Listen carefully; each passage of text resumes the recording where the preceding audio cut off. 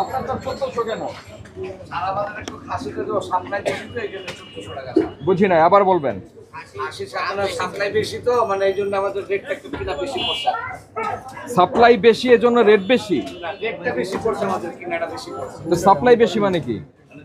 মানে অর্ডারটা বেশি, বায়নাটা বেশি, মানে আপনাদের রাষ্ট্রপতির মাল দিছি এই জন্য মাল দিয়ে বন্ধ করে। শোনেন, অনেক জায়গায় তো আমরা দেখছি যে 1200 টাকা জি স্যার। খাসি আর 1100 টাকা বকরি বিক্রি হচ্ছে সাগি।